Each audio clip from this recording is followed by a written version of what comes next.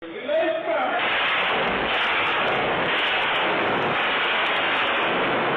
वालेकुम, मेरा नाम है मोहसिन रज़ा। कभी कभी एक वीडियो, एक मंज़र, एक लम्हा रूह को झंझोड़ के रख देता है। आज जो मैंने देखा वो महज खून बहने का मंज़र नहीं था, वो इंसानियत की लाश पर रक्स करता हुआ जुल्म था। एक डेरा, एक हवेली जिसके दरो दीवार पर सिक्योरिटी का पहरा था और 2 से 3 गार्ड बंदूकें हाथ में, जैसे हर खतरे से निपटने के लिए तैयार हों। लेकिन अचानक हमला आवर आते हैं, गोलियां चलती हैं और वही गार्ड जिनके हाथों में बंदूकें थीं, बंदूकें फेंककर अंदर की तरफ भाग जाते हैं। जिन पर असल दुश्मनी थी उन पर गोलियां बरसाई जाती हैं और कातिल फातिहाना अंदाज में निकल जाते हैं। अब सवाल ये है, क्या ये वही शख्स था जिसकी दुश्मनी थी?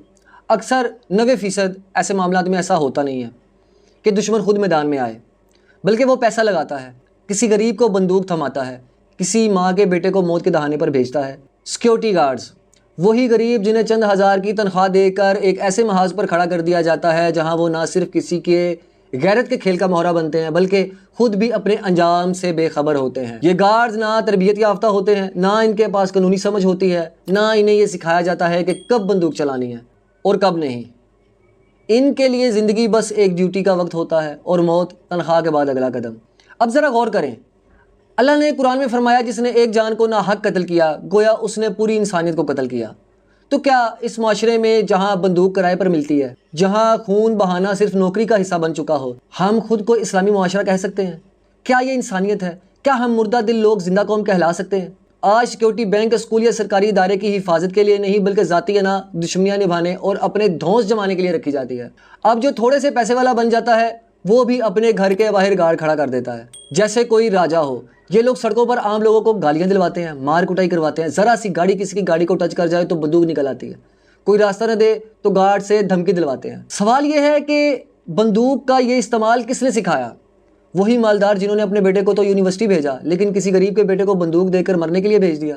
ज़रा उस माँ का तसव्वुर करें जो फ़ख्र से कहती है मेरा बेटा गार्ड बन गया, अब घर में रोटी आएगी, लेकिन वो नहीं जानती कि कल को या तो वो बेटा किसी का कातिल होगा या खुद किसी की बंदूक का निशाना। इससे बड़ा अलमिया क्या होगा कि नौकरी किसी की जान लेने का जरिया बन जाए। क्या चंद हज़ार की तनख्वाह एक इंसान की ज़िंदगी से बढ़कर होगी? और जिनकी खातिर तुम बंदूक उठाते हो, क्या वो तुम्हारे मरने के बाद तुम्हारे बच्चों को पूछेंगे? कभी नहीं। हमें अब सिर्फ रोने, अफसोस करने या वीडियोस शेयर करने से आगे बढ़ना होगा। देखें, अब वक्त आ चुका है इस्लाह का, कानून साजी का और शऊर बेदार करने का। कानूनी इस्लाहात ज़रूरी हैं। हर सिक्योरिटी इदारा बाकायदा रजिस्टर होना चाहिए, हर गार्ड की तरबियत लाजमी करार दी जानी चाहिए। सिर्फ बंदूक पकड़वा देना ये काफ़ी नहीं है, उसे कानून का, इंसानियत का और दीन का शऊर देना भी लाजिम है।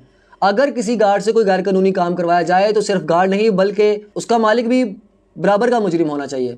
हमारे उलमा कराम को सिर्फ इबादत सिखाने की बजाय अब मुआशरती शऊर भी देना चाहिए। बताएं कि रिस्क के लिए किसी का खून बहाना हलाल नहीं। बताएं लोगों को कि नौकरी का मतलब ये नहीं कि आप कातिल बन जाएं। दीन सिर्फ नमाज का नाम नहीं है, दीन में इंसानियत सबसे मुकद्दम है। और मीडिया को चाहिए कि वो इन गार्ड्स को हथियार बरदार हीरो बनाने की बजाय बादशाह इंसान बनने का जो है वो पैगाम दें। इन्हें ये सिखाएं कि वो सिर्फ गोली चलाने वाले नहीं बल्कि एक घर के कफील भी हैं, एक बच्चे के वालिद हैं, एक माँ के सहारे हैं, और वो सिर्फ हथियार नहीं इंसान है। याद रखो, अगर तुम आज किसी और के कहने पर किसी का खून करोगे तो कल को कोई और तुम्हारे बेटे को भी वैसे ही इस्तेमाल करेगा। ये चक्कर रुकेगा नहीं जब तक तुम खुद ना रुको। सिक्योरिटी रखना कोई जुर्म नहीं है, लेकिन सिक्योरिटी के नाम पर किसी को हथियार देना और उसे दुश्मनी का ईंधन बनाना ये जुर्म भी है और गुनाह कबीरा भी। और आखिरी बात, किसी को 2 वक्त की रोटी का लालच देकर अपने हाथों से किसी का चिराग ना बुझाओ, क्योंकि अगर तुमने एक मजलूम का हक मारा, एक जान ली, तो दुनिया भी तुम्हारी ना रहेगी और आखिरत भी जल जाएगी।